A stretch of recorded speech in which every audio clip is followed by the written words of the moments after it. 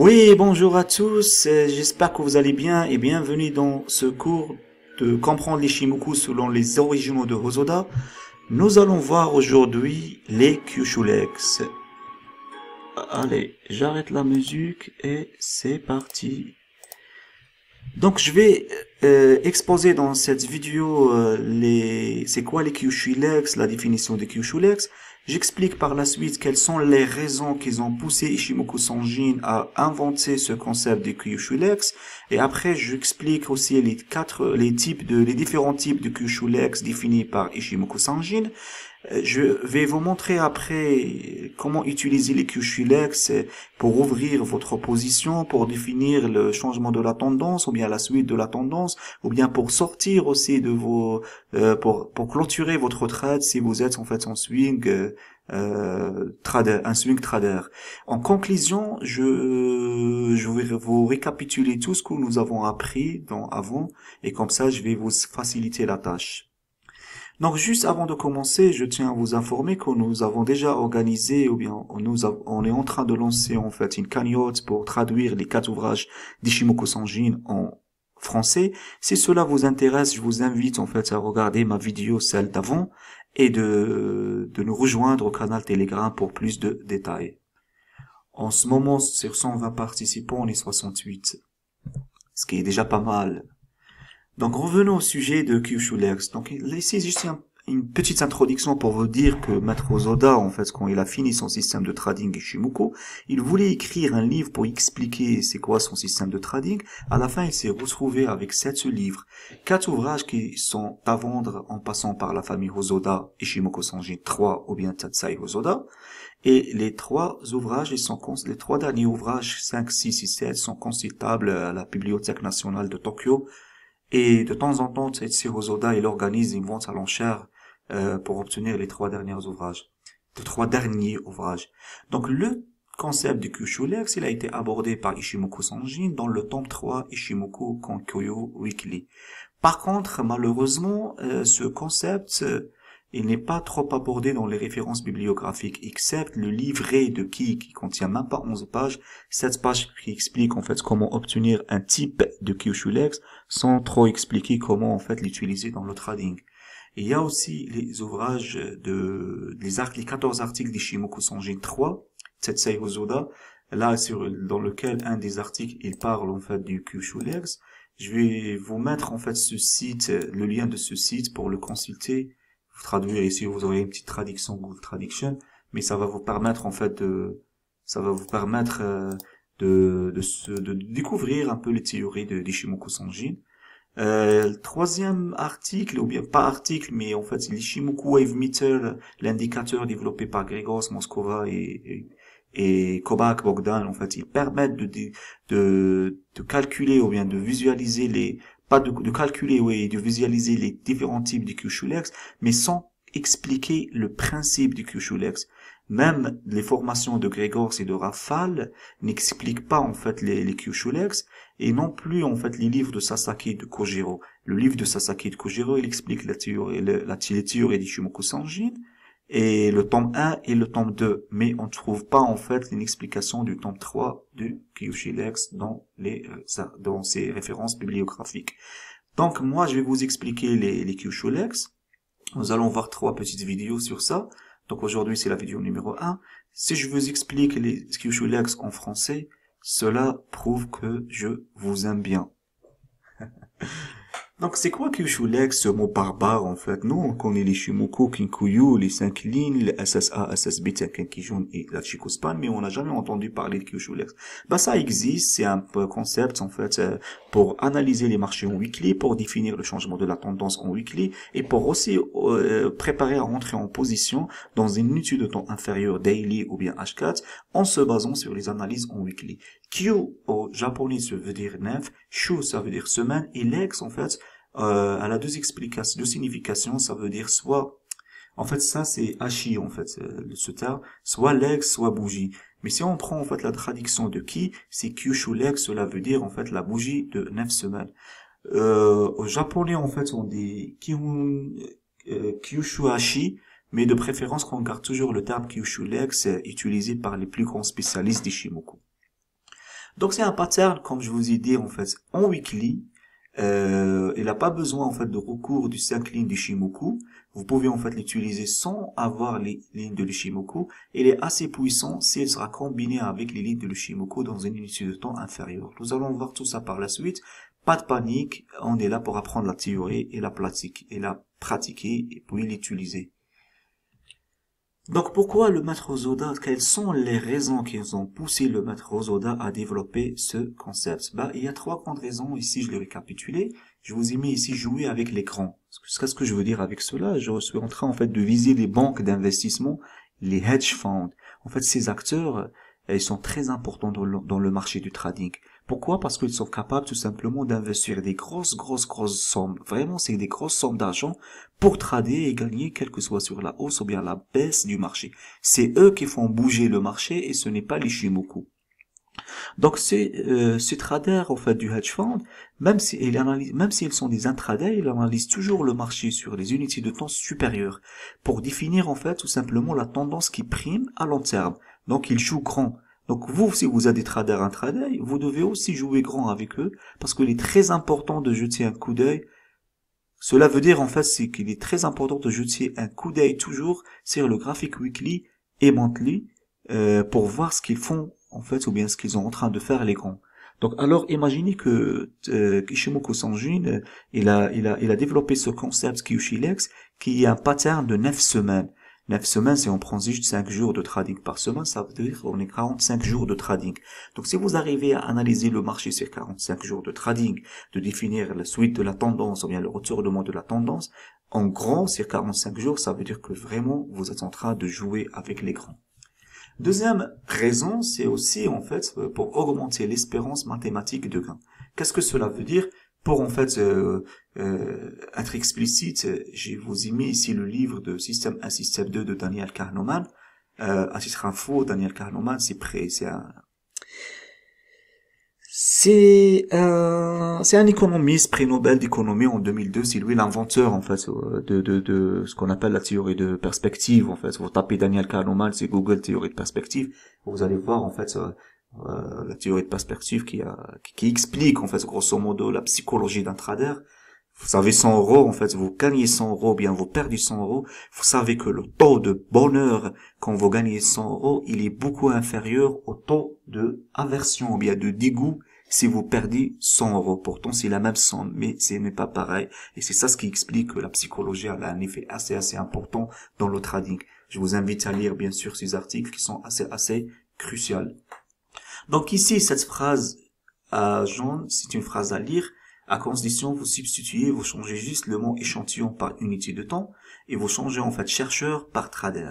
On va lire ça tout de suite. La seule façon de réduire le risque est d'avoir recours à une unité de temps suffisamment large. Les traders qui choisissent des unités de temps trop petites sont à la merci du facteur chance. Qu'est-ce que cela veut dire? En fait, quand vous analysez le marché sur une unité de temps supérieure, l'espérance mathématique de gain, elle est élevé par rapport à celui qui analyse les marchés dans une unité de temps inférieure. Autrement dit, si vous rentrez sur une Sanyaku Gyakuten en H4, vous avez beaucoup de chances que votre prix touche votre take profit par rapport à celui qui rentre sur une Sanyaku Gyakuten en M15. Nous, parfois, on explique, on dit que les marchés, en fait, ou bien les indicateurs, ils sont trop bruyants dans une unité de temps inférieure. Plus vous analysez sur le marché sur une unité de temps supérieure, plus en fait le taux de gain ou bien l'espérance mathématique de gain est élevé. C'est ça en fait en termes de probabilité, c'est ça ce qui explique Daniel Kahneman dans son livre Système 1, Système 2, dans le chapitre en fait la loi des petits nombres. La troisième raison, ce qui prouve en fait ici que l'analyse en fait du marché sur des unités de temps supérieures, elle est vraiment assez cruciale. La troisième chose, ici c'est numéro 3 au lieu de 1, excusez-moi, c'est en fait que comme il a indiqué dans son ouvrage Ishimoku Sanjin, tome 3, c'est pour gagner du temps. Je m'explique. Maintenant, aujourd'hui, actuellement, dans nos jours, nous avons un PC, nous avons l'internet, donc il est très facile de vérifier ou bien de tracer les lignes de l'Ishimoku, les 5 lignes de l'Ishimoku, quel que soit l'actif, et pour différentes unités de temps, M1, M5, M15, daily, weekly, monthly ou bien même annuel. On peut même juxtaposer les différentes unités de temps dans un seul graphe de l'Ishimoku. Donc par contre, à l'époque de Hosoda et ses élèves, donc lui et ses élèves, vous savez, ils dessinaient l'Ishimoku sur des papiers millimétriques, imaginez en fait de 80 cm carrés de surface pour chaque actif. Donc par conséquence, il y avait des traders qui n'étaient pas en mesure ou bien capables de suivre tous les niveaux clés des marchés, de tracer l'Ishimoku tous les jours sur plusieurs marchés. Nasdaq, imaginez Nasdaq, Dow Jones, SP500, que ça existait à l'époque, imaginez, on avait tous les forex qui existaient, on rentrait toujours, en fait, on sortait toujours, en fait, un papier millimétrique pour tracer les 5 lignes d'Ishimoku, et ainsi de suite, ainsi de suite. C'est vraiment un travail laborieux qui nécessite, en fait, c'est de faire le trading 100% plus de 8 heures par jour. Donc, tous les jours et plusieurs marchés. Donc, pour cette raison, la technique de Q, ou bien le concept du Kyushu-Lex a été induit, ou bien a été développé, comme il a mentionné Goichi Hosoda dans son livre Top 3, pour faciliter le travail et gagner du temps pour les personnes qui sont occupées et qui veulent faire du trading. Voilà grosso modo les 3 grandes raisons qui ont poussé le maître Hosoda à développer le Kyushu-Lex. Ici, vous allez me dire, en fait, deuxième, qu'on peut analyser le marché, ou bien là, on peut analyser le marché avec l'Ishimoku en weekly. Oui, mais ce n'est pas le même pattern. En fait, le pattern Kyushu-Lex en weekly plus le pattern Ishimoku en daily, c'est la combinaison de ces deux patterns, elle est assez puissante que analyser le marché en weekly avec l'Ishimoku et en daily avec l'Ishimoku. Donc, de préférence, analyser le marché en Kyushu-Lex avec l'Ishimoku en Kyushu-Lex en weekly, plus en daily avec l'Ishimoku. Ça, c'est un pattern assez puissant, ce que nous allons voir par la suite. Donc maintenant, quels sont les types des Kyushu-Lex? Il y a 4 types de Kyushu-Lex que je vais vous apprendre aujourd'hui. Dans cette vidéo aujourd'hui, nous allons voir que le Kyushu-Lex pattern B, parce que on n'aura pas assez du temps pour expliquer tout ça, mais je vais diviser en fait la formation des Kyushu-Lex en 3 parties. Donc nous allons voir aujourd'hui la première partie Kyushu-Lex pattern B. Nous verrons par la suite les Kyushu-Lex moyennes, et après les Kyushu-Lex prix moyen, entre parenthèses égal P, et les Kyushu-Lex en finale prix de clôture. Pas de panique, nous allons expliquer tout ça en détail. En commençant par la première partie, le type du Kyushu-Lex pattern B. Donc ça, c'est divisé en 2. Je vais vous expliquer les Kyushu-Lex, et après je vais vous expliquer le pattern B. Donc imaginez que vous êtes en fait dans un marché weekly ici. C'est-à-dire, vous êtes sur TradingView, vous tapez quel que soit l'actif, et vous tapez en fait l'unité de temps weekly, ou bien sur MetaTrader, vous tapez weekly et vous choisissez un actif. Donc vous aurez ça par exemple. 9 bougies, les dernières 9 bougies, vous les prenez. Ici, on a un marché baissier, une semaine baissière, une semaine baissière, une semaine haussière, ce qui est en bleu, celle aussi de la semaine 4, elle était haussière, la 5, elle était baissière, et ainsi de suite. Donc maintenant, comment tracer les Kyushu-Lex? Je vais vous montrer aussi aujourd'hui comment tracer les Kyushu-Lex. Donc tout simplement, vous prenez la semaine actuelle, vous comptez 9 en arrière, là, la semaine numéro 9, ou bien 1 si vous comptez de là. Donc vous tracez 2 lignes. La ligne en fait d'ouverture de prix pour la première semaine, bien la semaine numéro 9 en amont, et la ligne de clôture de prix de la semaine actuelle. Donc ici, la ligne d'ouverture, c'était là, parce qu'elle était rouge, ça c'est la clôture. Ici, la semaine actuelle, je compte 9, 1, 2, 3, 4, 5, 6, 7, 8, 9. Ici, je trace une ligne de clôture de prix. Donc ici, j'ai la ligne d'ouverture et la ligne de clôture. Quand la ligne d'ouverture, elle est située en dessus de la ligne de clôture, cela veut dire que vos Kyushu-Lex sont baissières. Donc je trace après la Kyushu-Lex qui est limitée entre ces 2 lignes. Voilà une bougie limitée entre ces 2 lignes d'ouverture de la première et la clôture de la 9e. Et après je la déplace sur la bougie de weekly actuelle. Voilà, j'ai tracé une Kyushu-Lex baissière. Pourquoi baissière? Parce que la ligne d'ouverture de la bougie 1, elle est située à un niveau supérieur par rapport à la ligne de clôture. Et comme si nous avons tracé les Kyushu-Lex. Donc, vous voyez ici, les Kyushu-Lex, ils n'ont pas des mèches. Et ils s'en font, en fait, des mèches excusez-moi, des candlesticks, des bougies précédentes. On prend en considération juste l'ouverture et la clôture. Ça ressemble un peu à la lagging span, l'ouverture et la clôture, pas les mèches. Donc, supposons maintenant, je vais tracer la semaine prochaine, la semaine suivante. Il y avait en fait l'actif, il a fait en fait une tendance baissière d'une semaine avec des mèches. Comment tracer la suite de la QFILEX? Donc maintenant, je vais calculer, ça c'est la semaine actuelle, je calcule 9, 1, 2, 3, 4, 5, 6, 7, 8, 9. Je prends les prix d'ouverture qui sont là de la bougie 1 avec les prix de la clôture de la bougie, qui sont là, la bougie actuelle. Hop, hop. Je vois que le prix d'ouverture maintenant c'est l'inverse, il est situé en dessous du prix de clôture, ça veut dire que j'ai une QSHULEX haussière, je le mets en couleur inverse, blanche ou bien quand vous voulez. Et ainsi de suite, je peux après définir les différentes QSHULEX et je le trace. Donc, si on prend ici un article d'Ishimoku Sanjin 3, ici il a présenté les QSHULEX, je reviens juste ici pour vous dire que les QSHULEX, soit on le présente sur les prix en fait, mais là c'est un peu, c'est pas trop évident, ça peut, en fait vous pouvez pas avoir une bonne interprétation, soit on vous les tracer en bas. Donc, mais je vais vous montrer tout ça après en détail. Maintenant vous savez, je pense, vous connaissez, ou bien vous savez tracer les QSHULEX, mais vous savez pas pour l'instant comment faire pour les interpréter. Mais nous allons voir encore. Donc ici, regardez ici, je vais vous montrer comment Ishimoku Sanjin 3 a tracé ses QSHULEX. Donc ici la QSHULEX actuelle. Ce qui est en bleu, c'est QSHULEX baissière. Ce qui est en haut, c'est QSHULEX haussière. Ici, ce sont les prix weekly. Ce qui est en noir, c'est les prix weekly baissiers. Et ici, ce qui est en blanc, ce qui sont les bougies, en fait, weekly haussiers. Et on a l'image qui trace le niveau le plus bas et le niveau le plus haut. Ici, là, cette QSHULEX actuelle. Donc, je suis dans la semaine actuelle. Je compte 9, 1, 2, 3, 4, 5, 6, 7, 8, 9. Donc, on a dit, je trace les deux niveaux, le niveau d'ouverture de la bougie numéro 1 weekly et le niveau de la clôture de la bougie numéro 9 weekly. Donc, quand le niveau de l'ouverture il est en dessus du niveau de clôture, ça veut dire que le QSHULEX elle est baissière. Donc, je trace en fait une ligne baissière. Moi, je l'ai mis en noir ici, c'était en bleu. Et ainsi de suite. Là, je suis dans cette semaine actuelle, je compte 9. 1, 2, 3, 4, 5, 6, 7, 8, 9. Le prix d'ouverture, les prix de clôture, le prix d'ouverture il est en dessous, donc une QSHULEX baissière, et je le mets ici, et ainsi de suite jusqu'à où je trace les QSHULEX haussières, comme on les a tracés, là, la semaine actuelle, 1, 2, 3, 4, 5, 6, 7, 8, 9, le prix d'ouverture, le prix de fermeture, le prix d'ouverture il est situé en dessous maintenant de prix de fermeture, c'est l'inverse de ça, donc une QSHULEX haussière, ici, il l'a mis en rouge et je le trace ici. Donc maintenant, vous savez tracer les QSHULEX, mais vous ne savez pas l'interpréter. Donc, on verra ça, pas de panique les gars, je vous taquine.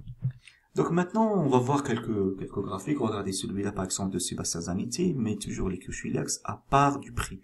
Et si vous avez bien remarqué, vous n'avez pas besoin des lignes d'Ishimoku pour tracer les QSHULEX les gars. Vous voyez ici? Il se fait juste les candlesticks et basta. Donc ici, il a mis ces deux lignes, je ne sais pas c'est quoi, mais on s'en fout. Mais ici, regardez, il a tracé le QSHULEX en face haussière et le QSHULEX baissière. 1, 2, 3, 4, 5, 6, 7, 8, 9. Le prix d'ouverture, le prix de fermeture, elle est baissière, donc rouge, bien bleu. Ainsi de suite, de toute façon. Est-ce qu'en fait, on peut tracer le QSHULEX selon certains indicateurs? La réponse est oui, je vais vous montrer ça en fait. TradingView si vous avez, là je suis sur le SP500 weekly, peu importe. Là c'est j'ai mis en fait les prix en bougie, mais si je le mets par exemple en bougie, donc je voudrais tracer les QSHULEX SP500, allez. La tendance à, je vois bien elle est haussière. Je veux savoir en fait à partir de quel moment on a un retournement de tendance. Donc je vais regarder en grand au weekly. Là ici c'est le prix de fermeture. Je compte la bougie actuelle, je compte 9, 1, 2, 3, ça c'est le prix de fermeture, je vais tracer par exemple une ligne horizontale, le prix de clôture, elle est là, hop, après je compte 9, 1, 2, 3, 4, 5, 6, 7, 8, 9, ça c'est le prix d'ouverture, elle est là, la bougie qu'elle est en rouge, hop, et donc, je vois que le prix d'ouverture que la bougie numéro 1, 9 en arrière, elle est en dessous de prix de fermeture. Ça veut dire que j'ai une QSHULEX haussière. je le mets en blanc, ou bien n'importe quelle couleur, elle commence là et elle monte là. Donc si, après, je vous montre les Kyushu-lex, regardez. Elle est haussière, elle est là et elle monte là, on la voit bien. Donc maintenant, je peux cacher, en fait, les candlesticks. Je vais mettre juste en ligne pour voir. Donc j'ai des Kyushu-lex haussiers, des Kyushu-lex baissiers, et là, les Kyushu-lex haussières, pardon. C'est des legs, une jambe, donc, ou bien une bougie. Donc ici, maintenant, vous savez comment les tracer, mais vous l'avez pas encore comment les interpréter. Mais maintenant, vous avez vu. Donc, comment faire pour l'avoir sur l'indicateur de TradingView? Il suffit juste de taper Kyushu-lex ici, et vous allez l'avoir. Par contre, le Kyushu-lex que vous allez l'avoir sur TradingView, ils sont pas corrects. Donc, il faut en fait changer ici le numéro 9 par 8, parce que ici, on commence par compter par 0, à partir de 0. Donc, il faut mettre l'ex Q en 8. Comme ça, vous aurez vraiment un Q, un 9 bougies de semaine au lieu de 10. Donc, voilà. Est-ce qu'on a un autre indicateur? Oui, la réponse de l'indicateur de Gregor Moskova, qui permet en fait de définir les 4 types de Kyushu-lex. Là, les Kyushu-lex que je vous ai montré. En noir, c'est baissier. En blanc, c'est Kyushu-lex haussière. Là, c'est le Kyushu-lex la moyenne. Le type numéro 2. Le type numéro 3, c'est le Kyushu-lex de moyenne de prix qui ont une seule couleur que nous allons voir par la suite. Et les Kyushu-lex, de la fermeture du prix qui ont 2 couleurs. Donc, nous verrons tout ça en détail par la suite. Je vous explique les principes du Kyushu-lex et après c'est à vous de voir si vous l'utilisez à travers de choisir l'indicateur que vous allez utiliser. Donc maintenant, pour continuer à vous expliquer les Kyushu-lex, pattern B, le type numéro 1, vous devez en fait là m'écouter attentivement. Je vous demande la concentration. Donc, je dois vous montrer le pattern Y et B. Soit on appelle un pattern YB, ou bien la leg YB, ou bien la bougie YB, ou bien la configuration YB. Quand vous entendez la bougie Y et la bougie B, c'est ça ce que je vous ai expliqué. Tout simplement, la bougie B, c'est en fait, si vous avez 2 bougies, ou bien 2 jambes, et la deuxième bougie, en fait, l'ouverture de la deuxième bougie, ou bien le début de la deuxième bougie, il est situé dans la bougie précédente. Et la fermeture de la bougie, celle-là, deuxième, elle est à l'extérieur des limites de la bougie précédente. Quand la fermeture, elle est en bas, on a un pattern B baissier. Quand la fermeture, elle est en haut, on a un pattern B haussier. Regardez ici, on a l'ouverture, en fait, une limite de cette bougie actuelle qui est située dans la bougie, celle d'avant. Mais la fermeture, ou bien l'autre limite, elle est à l'extérieur. Donc ça, c'est un pattern B. Le pattern Y, c'est comme en fait, vous vous rappelez la vague Y, c'est pareil. Vous avez la bougie actuelle qui mange, excusez-moi pour le terme, on dit englouti, mais qui mange la bougie celle d'avant. En fait, le niveau haut, il est plus haut par rapport au niveau de la bougie avant, et le niveau bas, il est plus bas par rapport au niveau de la bougie celle d'avant. En fait, ça, c'est le pattern Y. Le pattern B, c'est l'inverse. Vous avez la bougie actuelle, elle est dans les limites de la bougie actuelle, ils sont dans la bougie celle d'avant. Ce pattern P n'a pas beaucoup de puissance dans le Kyushu-lex, mais vous pouvez en fait, je vous l'explique quand même. Donc I, je vous ai dit en fait, la bougie, elle mange celle d'avant. Le B, on a 2 patterns. Soit B baissier, c'est une de limite, ils sont en bas. Ou bien soit B aussi, c'est la limite, elle est en haut de la bougie, celle d'avant. Ok, guys?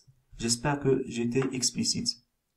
Donc maintenant, comment définir le retournement de tendance à travers les Kyushu-lex pattern B? Donc maintenant, vous connaissez le pattern B, quand je vous ai dit pattern B, soit B baissier, soit B haussier. Donc si je suis dans une tendance haussière weekly, tendance haussière, donc comment définir le signal de vente ou bien le retournement de tendance selon 2 conditions. Je dois avoir des Kyushu-lex baissières. Kyushu-lex baissière, comme je vous ai expliqué ici les gars. Là, baissière, on s'en fout des patterns.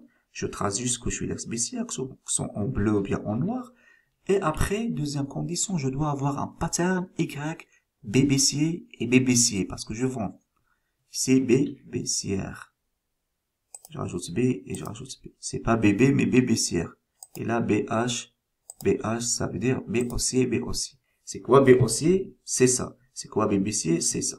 Donc maintenant, l'inverse, je suis dans une tendance baissière. À partir de quel moment je définis le retournement de tendance à travers les Q-Shilex? C'est tout simplement si j'ai des Q-Shilex haussiers, comme je vous ai expliqué comment les définir dans les premiers vidéos, dans les premières explications, plus un pattern de Y plus B haussière plus B haussière. Nous allons voir ça avec plus de détails.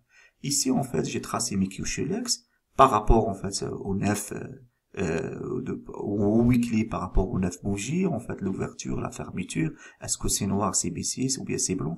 Là, je vois bien que je suis dans une tendance haussière. À partir de quel moment j'ai défini, en fait, la tendance, le retournement de tendance baissière?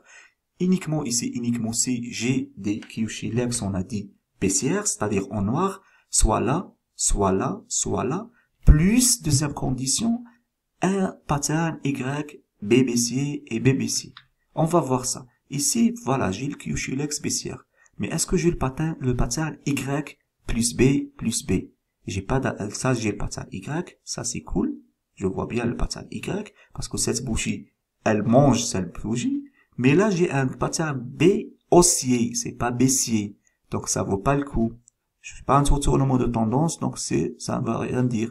Ici, j'ai un seul, là, j'ai aussi un autre Y. Donc, j'ai un pattern, si vous voulez, Y, BH, B haussier et Y. C'est pas un pattern de vente. Donc, ça veut dire, si je suis rentré ici en achat, je garde mon trade sans me paniquer. Si je suis en fait un intraday et je trouve à chaque fois je cherche des patterns juste uniquement pour acheter, je peux aussi ici chercher des patterns pour acheter, ça me pose pas un problème. Ici la même chose, j'ai pas en fait le pattern. J'ai les Q-Shilex en noir, c'est-à-dire baissière, j'ai la première condition, mais j'ai pas le pattern Y, vous voyez. Donc je peux continuer si je peux laisser mon swing. Par contre ici, regardez, ça c'est elle mange tout ça, donc c'est un pattern Y. Je suis de Q-Shilex baissière, noir. C'est un pattern Y. Il est suivi par le pattern B. On voit ici. Là, c'est un pattern P. Il a rien d'important. Là, c'est un pattern B haussier. Il n'a pas d'importance parce que c'est haussier. Moi, je suis donc baissière. Mais regardez le deuxième pattern B. Il se produit ici. Donc ça, j'ai Y, B et B. Parce que là, c'est un pattern B. Et c'est là, en fait, le retournement de tendance. Ce pattern, il est assez puissant. Ça vous permet, vous savez, les gars, de filtrer la vague Y, la vague trompeuse, ou bien ce qu'on appelle la vague fakey. Vous savez, parfois, en daily ou bien en H4, on a les prix en dessous du Tenkan Kijun SSA, SSB. On a la lagging span au-dessus du prix. Et parfois, en fait, on casse la résistance. Et toutes les lignes de l'Ichimoku, ils signalent, en fait, une hausse, un niveau vers la hausse. SSB, hausse de la SSB, une hausse de la SSA, une hausse de la Tenkan, de la Kijun et de la lagging span. Mais après tout, on rentre, en fait, son achat parce que le Shimoku, il a fait un nouveau niveau plus haut. Mais après, on a une grande mèche. Et boum, ça retourne et ça baisse malgré les lignes de l'Ichimoku qu'ils ont fait un signal à la hausse. Ça, c'est parce que en weekly, on est dans un pattern de retournement de tendance. On ne s'est pas rendu compte pour nous. Donc, à chaque fois, on rentre et on perd et on entre stop loss et tout. Par contre, quand on a ce pattern, si vous êtes ici, vous cherchez que à acheter, du coup, vous avez ce pattern, vous arrêtez à acheter. Même si l'Ichimoku, il casse son nouveau niveau plus haut en daily ou bien en H4, forte possibilité, c'est un fake. C'est une vague Y, donc vous attendez uniquement la Sanyaku Gyakoten pour vendre en H4 ou bien en daily. Et quand vous rentrez en H4, vous êtes sûr, mais en fait, vous avez une grande espérance mathématique de gain parce que les unités de temps supérieures qui priment, elle est baissière.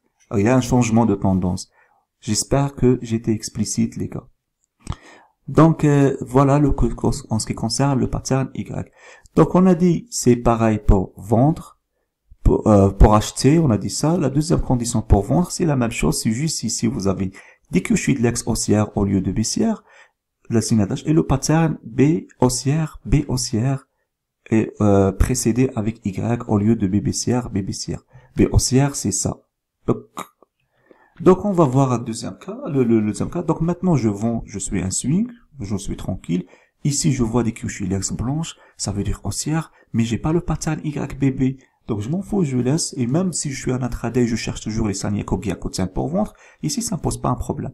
Par contre les gars, regardez là, ici non plus j'ai pas le pattern YBB, comme je vous ai expliqué, vous pouvez le voir, il n'y a même pas un Y, je le vois pas, de toute façon je vois pas une bougie qui mange une autre, mais ici, regardez là, tac tac tac tac, là ça commence à semer le doute, mais je peux chercher toujours à vendre hein, dans les unités de temps inférieures. Mais regardez-moi ça les gars, vous voyez ça? C'est quoi ça? Hop, hop. Cette bougie, elle est dans la bougie. Donc là, j'ai le pattern Y. Et en même temps, j'ai le pattern B et le pattern B. Donc là, le changement de signal. Bon, Grégor, il l'a mis ici à la fin. Je pense qu'il n'a pas remarqué ça ou bien. Mais là, à partir de ce moment, je me prépare à rentrer en Sanyaku Kuten pour acheter dans les unités de temps inférieures. Et si j'étais vendeur, j'arrête tout de suite, je sors de mon swing parce que ça y est, un signal de retournement de tendance délivré par les Kyushilex pattern B.